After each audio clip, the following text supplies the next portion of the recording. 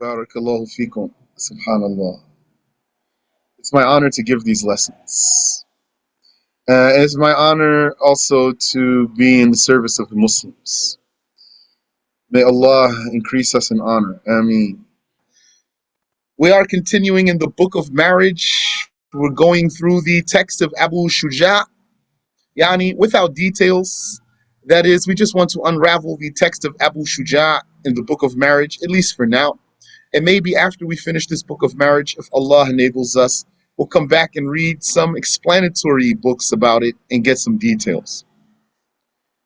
But I want to repeat something from last week to make sure that it's all clear and correct.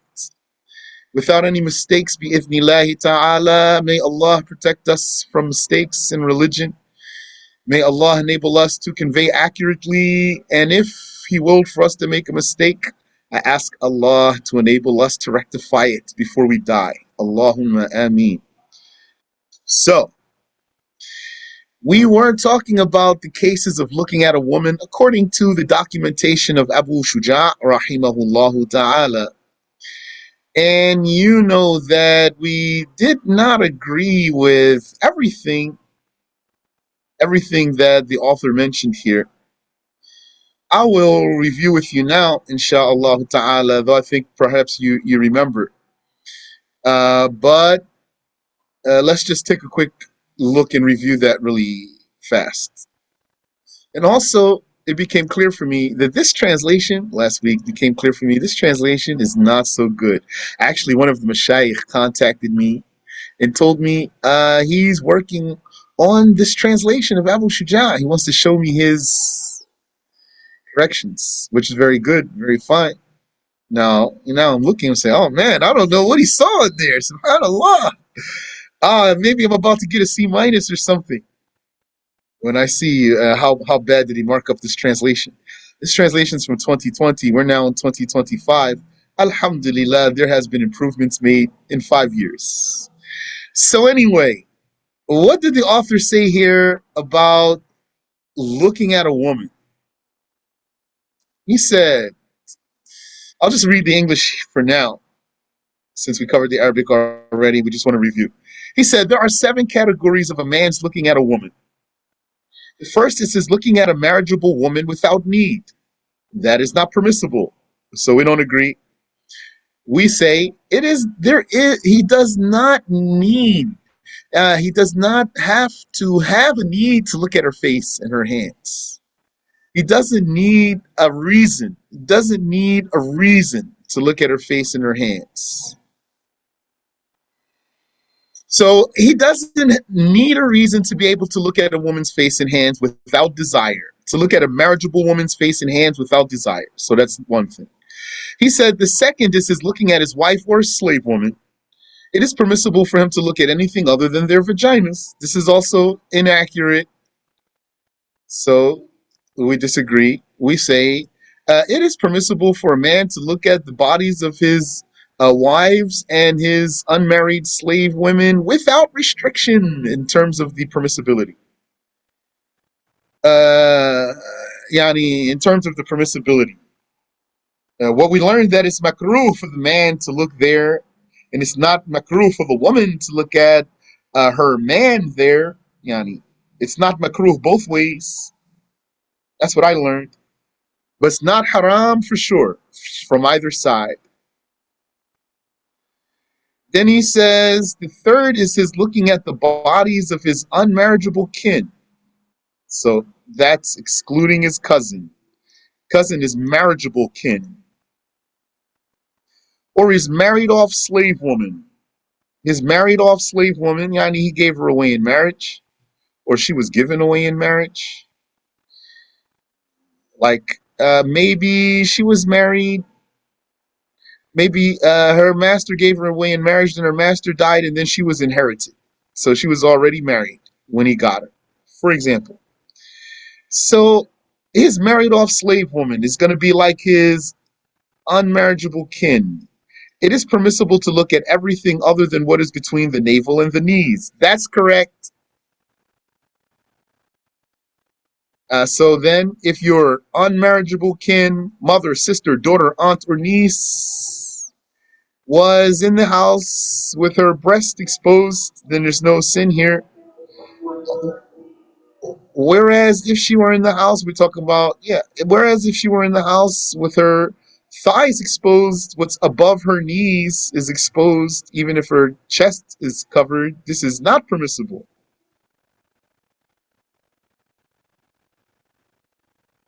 The fourth is looking for the sake of marriage.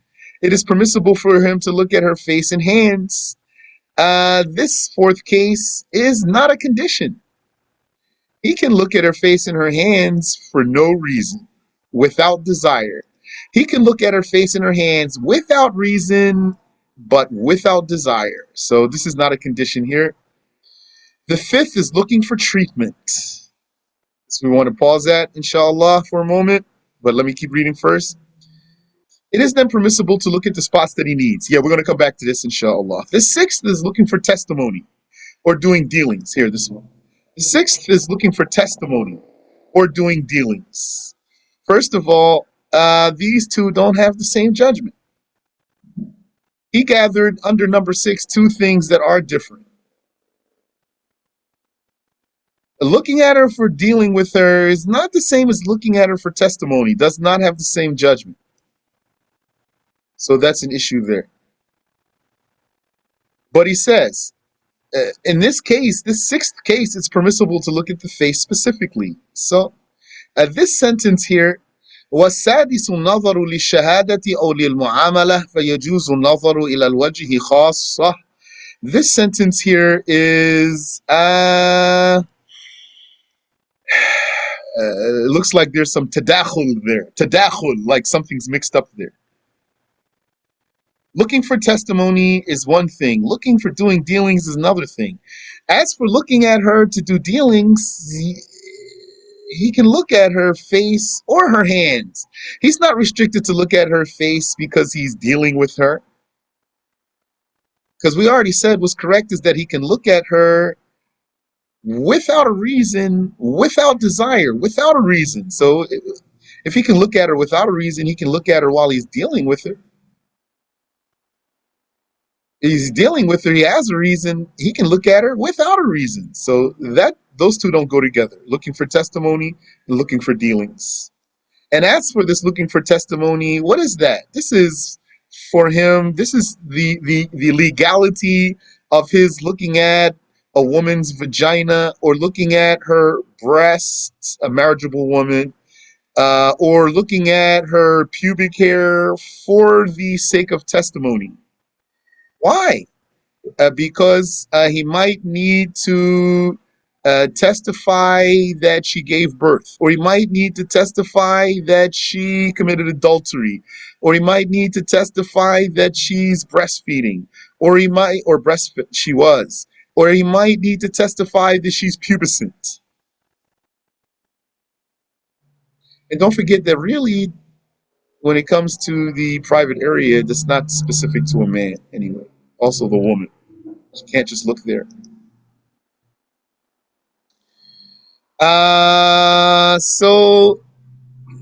For more clarity for you, a person or four people rather, four people, they stumbled upon a man and a woman committing adultery, and then they wanted to testify, so they deliberately looked at his penis in her vagina. There's no sin here.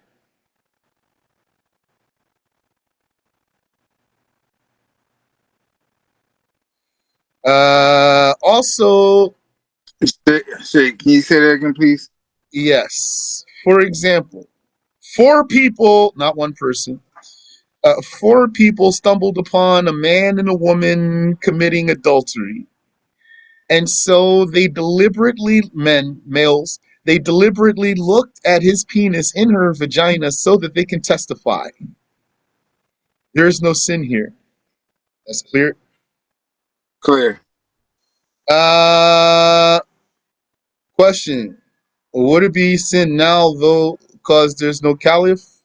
Let's not go there. I don't even know, really. I didn't hear detail there. But, yani, that's secondary thing there. If we want, what we do want to do right now is to understand what's here, though.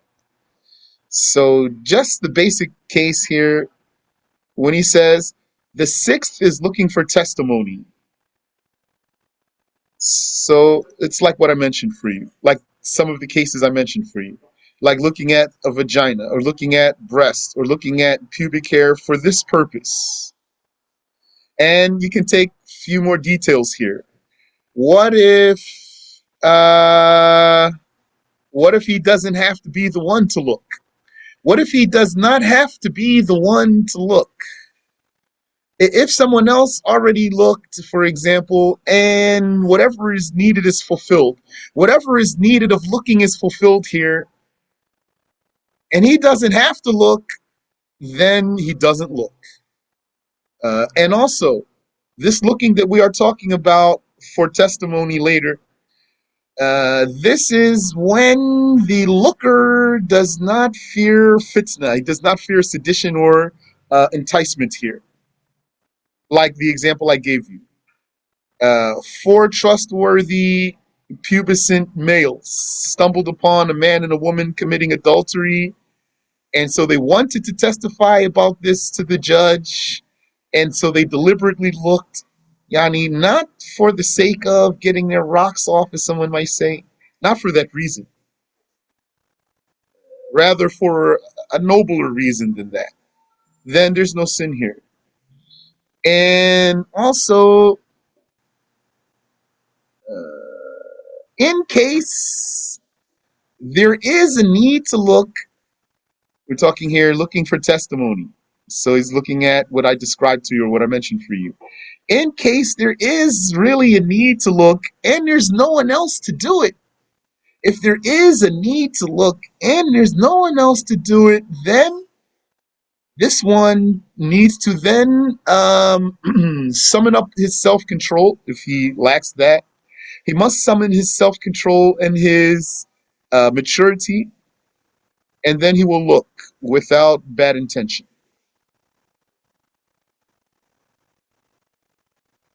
Okay. And then he says down here, the seventh is looking at the slave woman upon purchasing her. And then it's permissible to look at the parts that he needs for inspection. Yani, he's not allowed to look at her aura, her nakedness. But what I want to get to here is this fifth one, to look for treatment. So we did cover this last time, but there was some problem in the notes that I was sharing with you. So I want to review that with you to make sure we say it without any mistakes in it.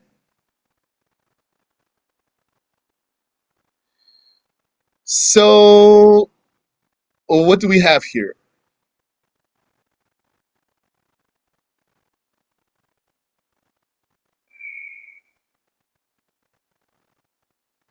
A question.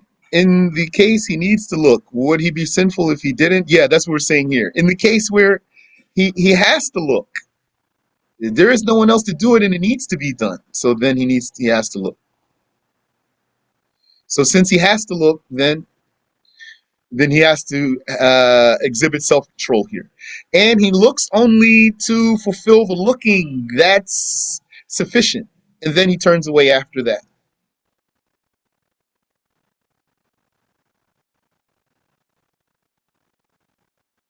Doctor, same thing.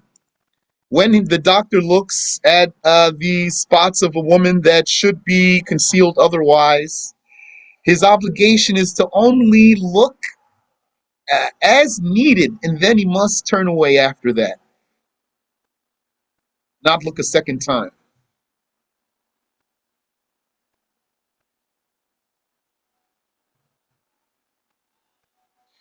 So, إذا داوى الطبيب المرأة اشترط عدم الخلوة.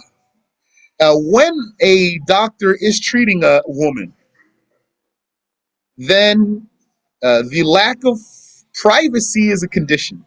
She's a marriageable woman. She's not his wife. Then the lack of privacy is a condition. بحيث يكون معها زوج أو محرم أو نحو ذلك, such that she would have with her a husband or a non-marriageable relative. So, yani her father, her brother, her son, her nephew, her uncle is there with her, with a doctor, a male doctor who's treating her, so she's not alone. This is the issue of khalwa here. Khalwa is privacy. That's different from actually looking too. So that's a different issue here. That here is a benefit. Because what we're really talking about, our topic right now is looking. But here's a benefit, which is that when the doctor is treating this woman who's a marriageable woman, then privacy is forbidden. That's besides the details of what he can look at or not.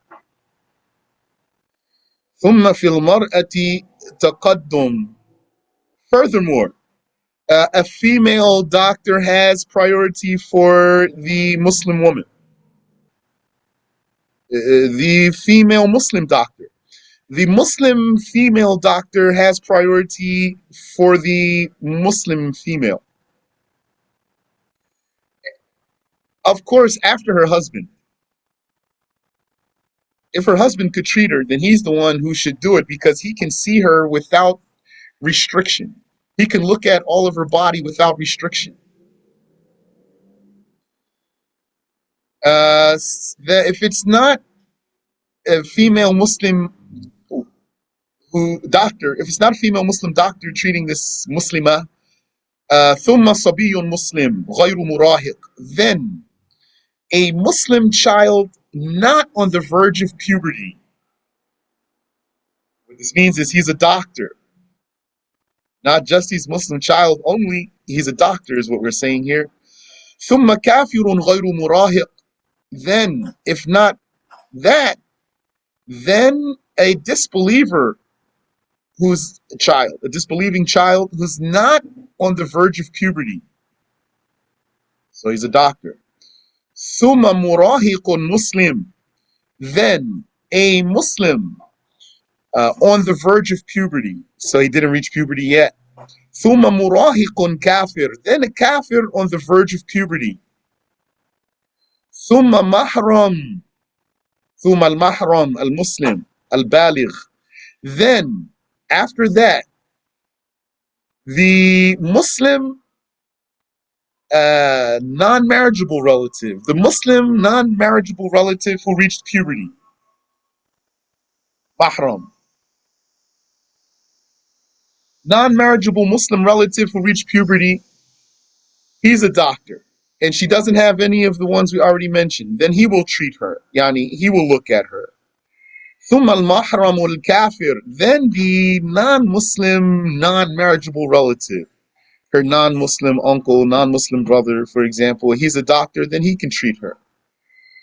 ثم الممسوح المسلم, يعني الذي قطع ذكره وأنثياه, then لا حول ولا قوة إلا بالله,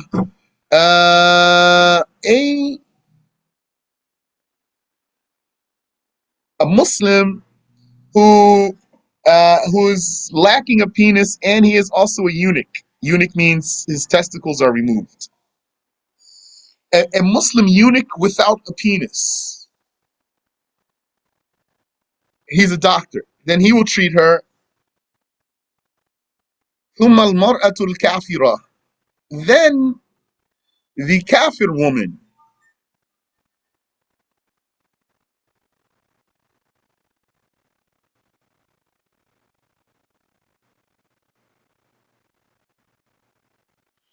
Then the kafir woman, then ثم الممسوح الكافر, then the kafir eunuch without a penis. Eunuch means doesn't have testicles. ثم المسلم الأجنبي, then the Muslim who is marriageable, yani normal man who's marriageable. ثم الكافر الأجنبي, then the kafir who's marriageable. And without doubt, the husband has priority over everyone.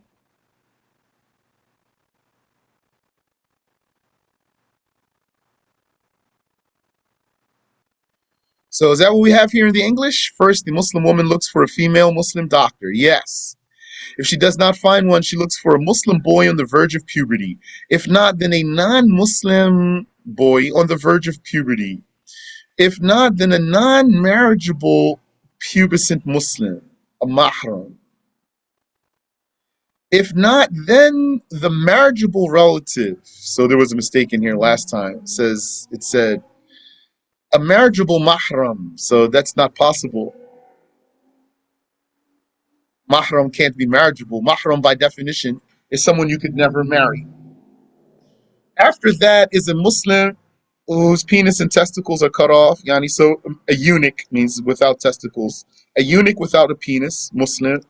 After that, then a female non-Muslim, then pubescent non-Muslim, a eunuch without penis, then pubescent marriageable Muslim, then pubescent marriageable non-Muslim. So now the case is, Alhamdulillah, said.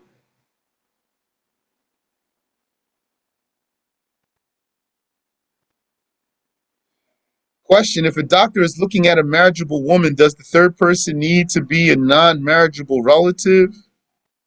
No, it doesn't have to be. That's a good question. We said here, like her husband or a non-marriageable relative. No, he doesn't.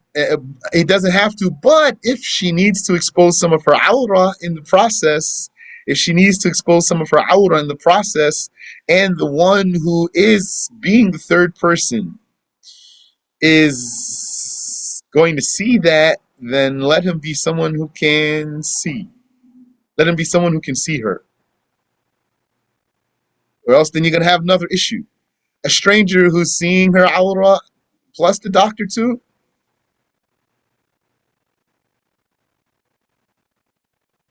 Question: some medical professionals aren't doctors, but they need to look to help. Is that okay? Only as needed. If they are qualified and it's warranted. If they are qualified and it's warranted, then it's valid.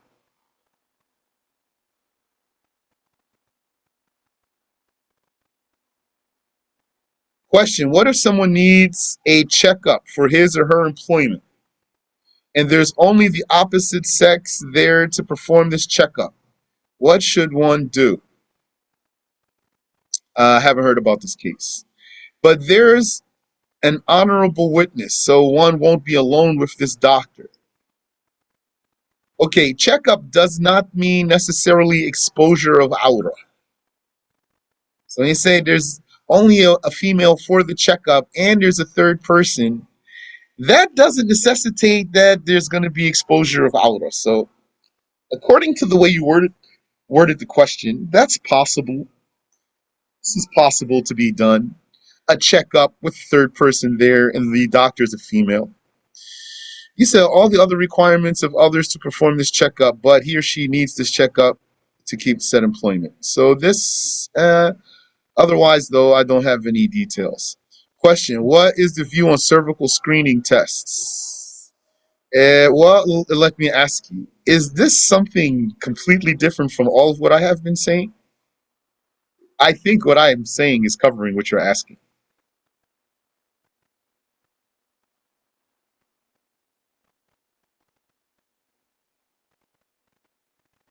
Yani, do you find this question is outside of what I have been saying?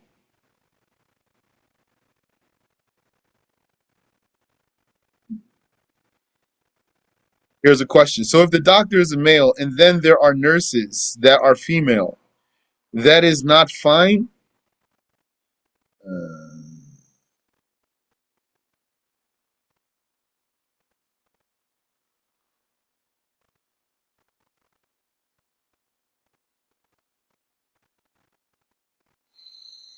Uh, I don't know the answer to that at the moment. Question. Okay, what about the aura needs to be exposed? So I don't know then. If the aura needs to be exposed, then I don't know if keeping the job is an excuse for that. I haven't heard. But um, when the person's case is that if he doesn't do this job, he will be ruined, like he's going to become homeless,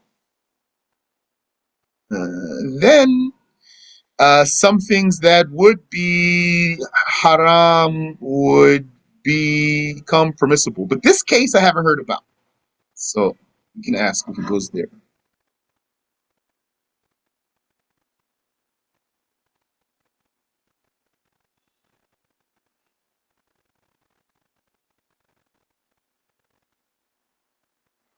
So as for going back to that question, as for the cervical screening tests, I think all of what I'm saying is covering your question.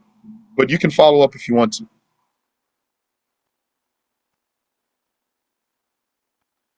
Okay.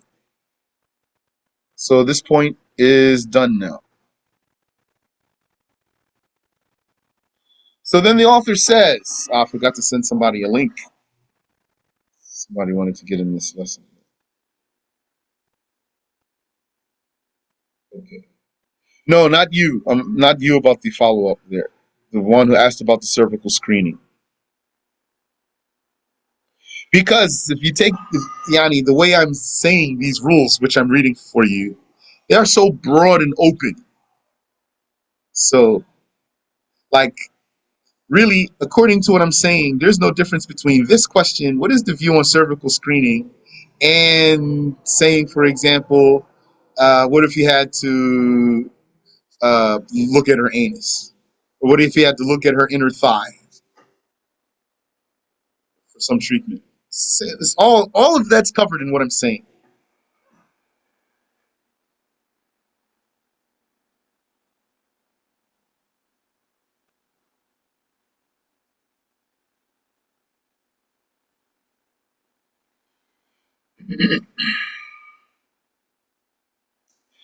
فصل section ولا يصح عقد النكاح إلا بولي وشاهدي عدل. The marriage contract is not valid without a guardian and two trustworthy witnesses. يعني but by إلا B. The marriage contract is not valid but by a guardian and two trustworthy witnesses. Yes, that's clear. How many men is that? That's 3. 1 guardian, 2 trustworthy witnesses. How many more men do you need? 1 more. That's the groom. So how many men does a marriage contract require in Shafi'i school here? We're going over Shafi'i school here, not Hanafi school. 4 men. Marriage contract requires the attendance of 4 men, the presence of 4 men. All of them have physically gathered, not virtually. They have all physically gathered in one meeting.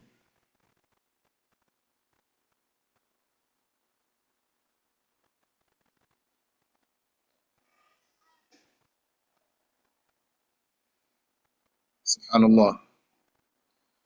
Some people, they said to me, want to get married. Can you help us? Can you do it over the phone for us? Can you do it over the Zoom for us? I told them, no, it's not valid that way. I can't do it for you this way. You're in one town, I'm in another town. I told them, what I can do, though, is just conduct it for you. I can be on the Zoom, and you need 4 men in one setting all together.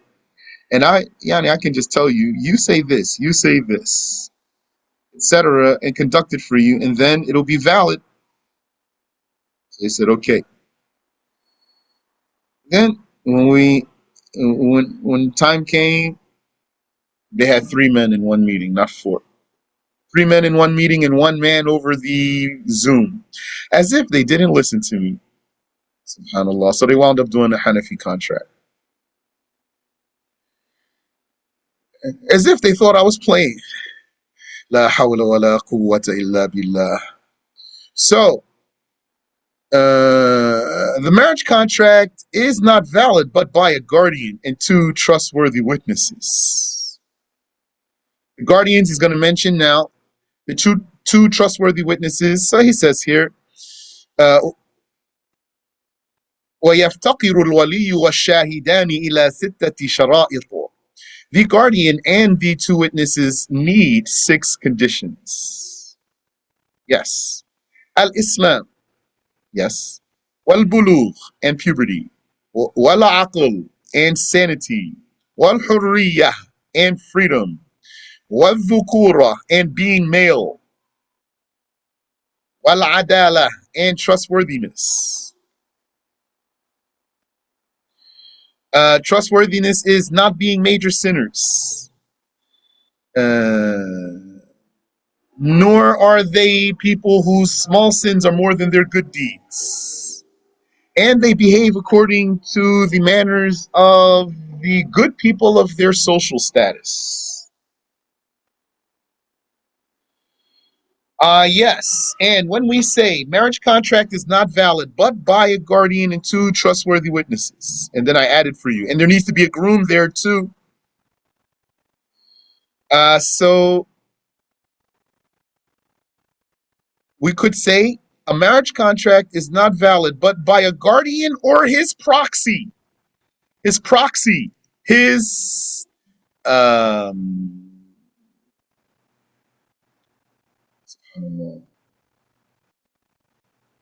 his power of attorney, the one he authorized to act on his behalf, and two trustworthy witnesses, they don't get a proxy. There's no point for a witness having a proxy. Whoever's there is going to be the witness. So he's not going to say, I'm not going to be a witness here. Let me go get somebody else to be my standing. He's not going to be your standing. He's just going to be a witness. So the witnesses don't get a proxy in this case. The guardian could have a proxy, but then he can't be there. Then he can't be there. Like the guardian said to someone, I authorize you to give my daughter in marriage for me on my behalf. So now the guardian can't be there while the proxy is doing what the guardian can do. And who else can have a proxy? The groom. He can have a proxy. That's how you get married if the man and the woman are in two different areas, such as if the man is incarcerated. Don't do it over the phone. Don't do it over a video. Let the man appoint a proxy. And then that proxy will say to the guardian will say, I now give my daughter in marriage to Fulan. He's the real groom. Fulan is the real groom. This groom, he said to his man, his main man, he said to his main man, I authorize you to accept Fulana in marriage on my behalf. And for me. So then her guardian says, I now give Fulana in marriage to Fulan. And then the proxy says, I now accept Fulana on Fulan's behalf in marriage. I now accept Fulana in marriage on Fulan's behalf. Then she becomes the wife of the other one, the one who's not there. Then, yani, when she goes to visit him, then they can touch immediately. They are husband and wife. Or he comes home and just goes in the house. Then it's valid. Yani was a soldier and he came home and she's his wife because he had a proxy so that he can just come home right away and go into the house. For example, I did not send the link for this book here. Sheikh, right? Yes? Where is the groom here or the proxy for him? In the list, Sorry? I can't see it. Is it understandable? I'm sorry, Hajja. When you asked me, so subhanallah, maybe you're so close to the microphone or something. I have very difficult time. The voice is so muffled. Okay.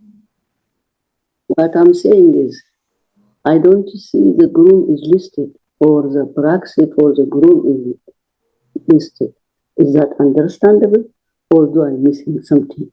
Because I see here a guardian and two trustworthy witness. Where is the groom or his proxy? I'm sorry, Hajja. Can you repeat, please? Yes. I don't see the groom is listed. Or groom is... Where is he here? Do I missing something? The groom is missing? He's not there? Well, I see only a guardian in the two trustworthy. In the paragraph. No, I added it. It's not there. Groom is not here. The paragraph is correct. The marriage contract is not valid but by a guardian and two trustworthy witnesses. Yes, that's 3 men. So then I added for you. And is there another man who needs to be in the marriage contract? Yes, there's a 4th man who needs to be in the marriage contract. That's the groom himself. Barakallahu fikum. Amin wa fikum. So therefore, a total of 4 men, according to Shafi'i marriage contract, must be in the same session physically. It's always going to be 4 men, even if the guardian has a proxy and even if the groom has a proxy, that's still 4 men. And where's the bride here? She doesn't have to be there because her attorney is there. Who's her attorney? Her guardian. Yani, she could be there. Most of the time she is, but she doesn't have to be. Not for the validity of the contract. Yes. Also, the witnesses need to see her face or know her name. See her face or know her identity. See her face or know her identity. And then there's an exception to the rule. So he says, إلا أنه لا يفتقر نكاح الذمية إلى إسلام الولي. However, yani, meaning there's an exception to this rule. The guardian of the woman of the people of the book does not have to be a Muslim for the validity of her marriage. No, I want to fix the translation here. However, the marriage of the woman of the people of the book does not require the guardian's Islam. Does not require the guardian's Islam. Yani, for the guardian to be a Muslim. ولا نكاح الأمة إلى عدالة السيد, nor does the slave woman's marriage depend on the trustworthiness of the master. So this is an exception to the rule. But if she's a kafir woman, then if her father does give her away in marriage, he needs to be trustworthy according to his own people, not a scoundrel according to them. And now the author goes to talk about the guardians themselves. And I think this paragraph here needs also adjustment. He said, وَأَوْلَى الْوُلَاةِ الْأَبْ, the most deserving of guardians is the father. Correct. ثُمَّ الْجَدْ, then the grandfather. أَبُو الْأَبْ, the father's father. ثُمَّ الْأَخْ لِلْأَبِ وَالْأُمِّ, then the full brother. That means the brother from the mother and the father, which would be a more literal translation. The brother from the mother and the father. That's a more literal translation. The full brother is more streamlined translation. If you have a suggestion about which one I should use, you can tell me. If it's fine as it is, then that's fine. ثُمَّ الْأَخُ لِلْأَبْ, then the half-brother from the father, on the father's side. Then the half-brother on the father's side. In the Arabic, then the brother from the father. ثُمَّ ابْنُ الْأَخِ لِلْأَبِ وَالْأُمِّ, then the nephew from the full brother. ثُمَّ ابْنُ الْأَخِ لِلْأَبِ, then the nephew.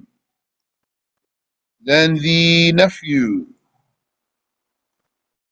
from the ثُمَّ ابْنُ الْأَخِ لِلْأَبِ وَالْأُمِّ, then the nephew لِلْأَبِ ثُمَّ ابْنُ الْأَخِ لِلْأَبِ, then the nephew from the brother on the father's side. ثُمَّ الْعَمِّ, then the paternal uncle. Subhanallah. Wallahi, I'm awaiting this the scrutiny of this translation, because that brother who's working on it, that sheikh who's working on it, is good. He's a good one. So I'm waiting to see how much he tore apart my translation. Subhanallah. ثم العم, then the paternal uncle. ثم ابنه, then his son, which is her cousin. على هذا الترتيب, in this order. So, if you want to summarize that, you can say, first the father, then the grandfather, then the brother, then the nephew, then the uncle, then the cousin. That's 6. That's summary. How many does he have here? I just want to number it now. The most deserving of guardians is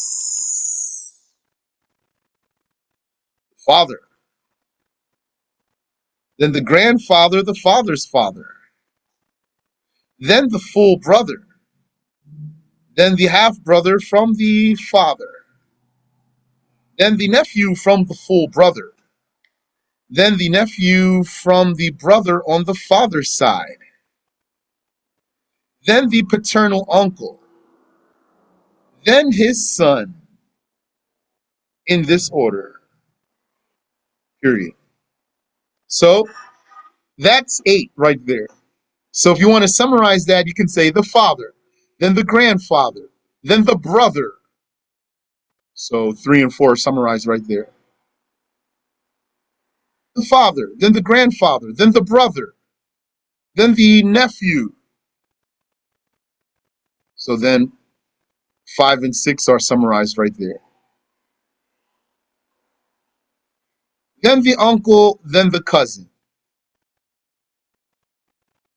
Memorize that for yourself, please. Very useful for yourself and for others. So many times a sister comes to get married. Yani, in this non-Muslim culture that we live in, myself and others live in, and so often they would be converts not having maybe guardians, but you need to check, meaning because she doesn't know, she might be skipping someone. So whenever I do a marriage, I always ask her, do you have a Muslim relative from your father's side? A male Muslim relative from your father's side? All of these are on the father's side. And when we say father's side, means she's born in wedlock anyway. She has to be born in wedlock to have a father. So, most deserving of guardians is the father, and then stays on the father's side. So, you want to check that there before you just rush to say, okay, I will be your acting judge. Ask her, do you have any male Muslim relatives from your father's side, so we make sure we don't bypass anyone? Now, question here. Question, is it impermissible for both the bride and groom to appoint the same one to be her guardian and his appointed one? That's invalid, because that means how many men you're going to have there? Can you tell me, please? The one, iPhone, 3. So that's not valid. You need to have 4 men in one meeting. Question, does the cousin matter from a particular side? Always from the father's side. I think you asked that question before I said that.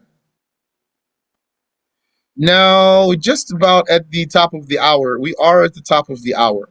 But there was something I wanted to cover today for someone. So if you don't mind, let me just take you a few minutes over time, inshallah. And if I'm taking away from your own time, please pardon me. The author says, وَلَا يَجُوزُ أَنْ يُصَرِّحَ بِخِطْبَةٍ مُعْتَدَّةٍ.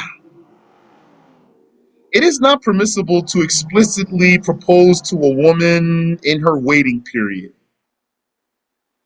What does proposal mean? Proposal means to request marrying her. to request marrying her. It is not permissible to explicitly propose to a woman on her iddah. Yeah, so you got to be careful there. What's that scenario? That's a scenario of a woman, for example, finally got out of that iddah and then yani she's talking to some brother. I'm sorry, finally got out of a marriage and then she's talking to some brother while she's on her iddah. So what he must refrain from doing, he must refrain from doing, he must refrain from explicit proposal. He cannot say to her as long as she's in her iddah, marry me, for example. He cannot say to her, when your iddah is over, be my wife, or anything like that. That's haram. It is not permissible to explicitly propose to a woman on her iddah or in her iddah. وَيَجُوزُ أَنْ يَعْرِضَ لَهَا. It is permissible to hint to her وَيَنْكِحَهَا بَعْدَ انْقِضَاءِ عِدَّتِهَا, and then to marry her after her waiting period has expired. But this is only for yani. This is one of the cases where the text of Abu Shuja is too brief. He wanted to make the ultimate summary. Here, this is too brief because he should say it's permissible to hint to her if she's not a returnable. If she's not returnable. And then to marry her after her waiting period has expired. As for if she is returnable, then he cannot hint. He can neither explicitly propose to her nor can he hint at it. If she's not returnable, so it means he divorced her, her husband divorced her 3 times, or they did khula. In either one of those 2 cases, she's not returnable. Her husband divorced her 3 times, or they did khula, so she's not returnable. Now she's in her iddah. It's not haram for him to hint. How would that hint be? Like to say to her, many men would like to marry you. رُبَّ رَاغِبٍ فِيك. How many men are interested in you? Many a man is interested in you. That's a hint. And she's not a returnable woman. Though she is in her iddah, there's no sin here. Or he says to her, you are beautiful. So that's a hint. It's not explicit proposal, and she's not returnable. So there's no sin here.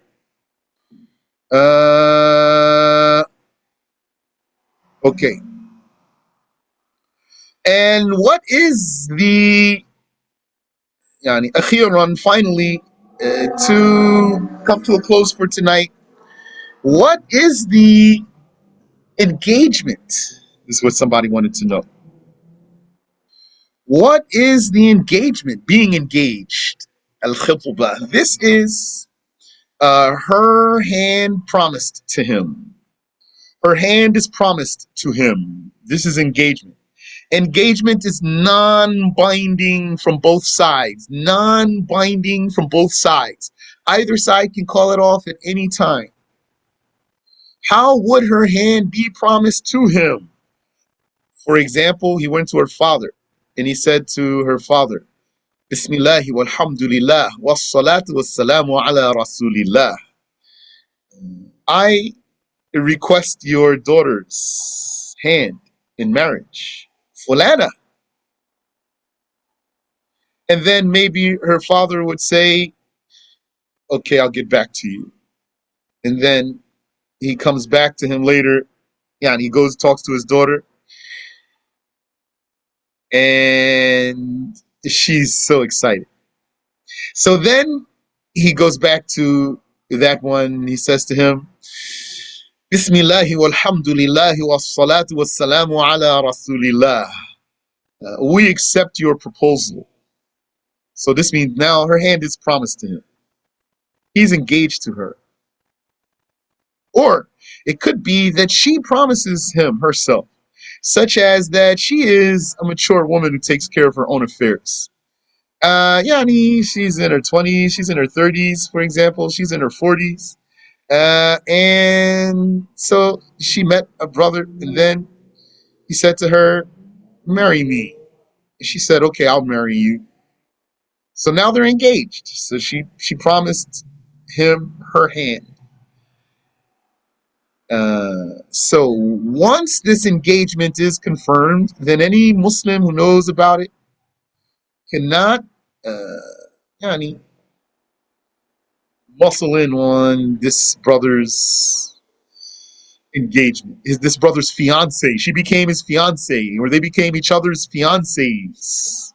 They are now fiancés.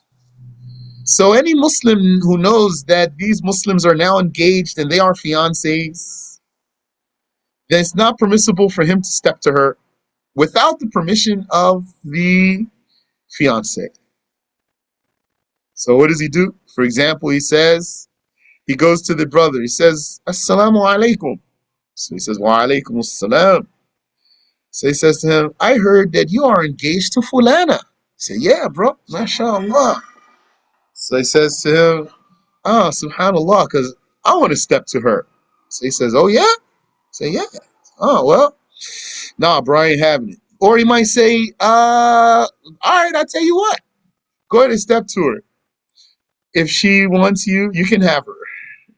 So then there's no sin. Question, do you assume her father is Islamically her father, or do you ask her? I have not heard, but I personally take precaution here. I don't ask, I just say, a male Muslim relative from your father's side, and this needs to be that she's born in wedlock. So then they heard me. Wallahu a'lam. Allah knows best. We'll stop there. Question, where does a Muslim stepfather falls into? Nowhere. Muslim stepfather is going to say to her, you need to talk to your father. But maybe her father will say, I authorize you to give our daughter in marriage. He means my daughter and your stepdaughter. There's some more questions here. Question, what about the orphan? When she grows up, does her wali have any part? She has one. If she has wali, then he's the one who's going to give her away in marriage. That's the meaning of this chapter. You can follow up with that question if you want to. Question, when we say look at penis and vagina, perhaps it's obvious, but we mean look to know it's there? No, not look to know it's there. Look to testify that it's there. Her kafil, if he isn't a wali. Oh, does her kafil have any part when the orphan grows up? That doesn't go there. If there's no guardian, which I should have mentioned, if there's no guardian, then it goes to the caliph or to the judge, Muslim judge. If there's no caliph or Muslim judge, then she and her fiance will appoint someone to act as a judge. They will appoint an acting judge, a muhakkam. Question, you say, I mean, they can't see inside her vagina, but they see that it must be there.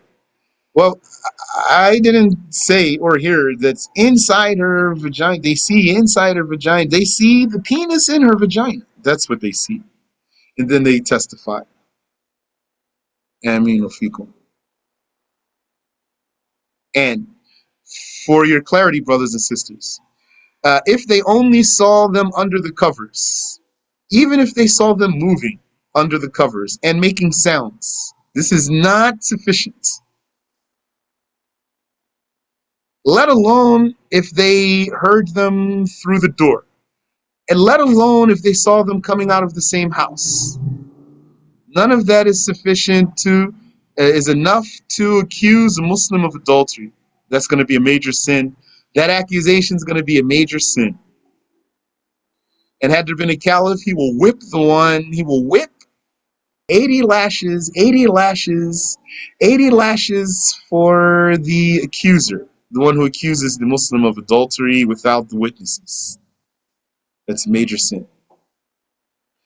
Except in the case of li'an, a man who wants to accuse his wife and he doesn't have witnesses. We'll come to that when that chapter comes, inshallah. If there is no questions left, Amin Wafiq. Sheikh, I have a question about word. Okay, question about what? The wording of the mahram. Like some brothers, they Okay. may say a woman can travel. She can't travel without a mahram. Is it understood husband, or is it should a person also say and husband? If you say with a mahram and you don't say with a husband, then it's just summary. It's not a condition. It's not an exclusion of the husband if you don't mention the husband in that case. And if you want to say something that's very accurate, you'll say without a mahram or a husband. Okay. And the question about the li'ana you just mentioned right now, what if a party other than the husband was to mention that the husband claimed made that? I didn't really understand the question, but li'an is for the husband, not for someone else. You answered it. Barakallah feek. Nobody else can say what I testify that Fulana committed zina and this baby is not her husband's baby. Nobody else can do that. Subhanaka Allahumma wa bihamdik ashhadu an la ilaha illa ant astaghfiruka wa atubu ilayk.